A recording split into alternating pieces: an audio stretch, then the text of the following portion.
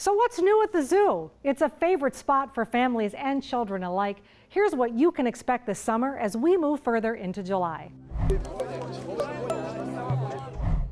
In 1920, the Northern New York Trust Company donated 2 white-tailed deer to Thompson Park in the city of Watertown. And with that, the zoo at Thompson Park was born. After 100 years, expansion of the acreage, exhibits, and several name changes later, it is now known as Zoo New York. Tim Greening, Zoo Director of Marketing and Development, says there is a lot in store for this year.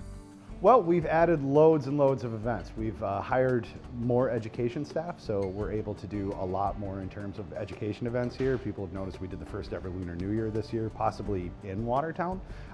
We've done the World Migratory Birds Days, Pollinator Days, World Otter Day, loads and loads of stuff. So there's so much more to do really every weekend here at the zoo now. We focus on native New York species here at Zoo New York, and we do have some changes happening this year. We'll be having 2 new wolves coming to join us. Luna's actual brothers, her original litter mates, are coming back here.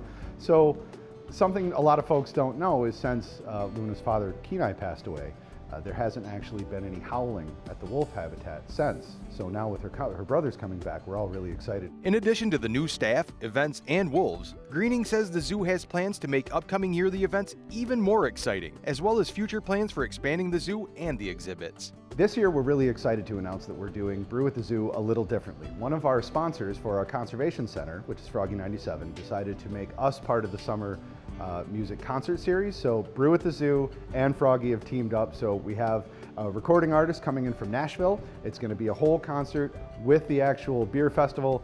It's going to be absolutely amazing. We want to do it just bigger and better. And then of course after that we'll have Boo at the Zoo, the big trick-or-treating event, which is 2 weekends long in October. And then we have Winter Wonder Lights will be starting up in winter, just the same as every year. And that's going to be a little different as well. We're effectively going to be finishing off Winter Wonder Lights while Snowtown USA is starting at Thompson Park on the same weekend. So it's going to be really cool. It's part of that just building the city and the zoo kind of together to make it all one big happy family. Coming up in the future, and part of the great master plan that our executive director Larry Sorrell has come up with, is use the entirety of the acreage here, because I mean we're using about half.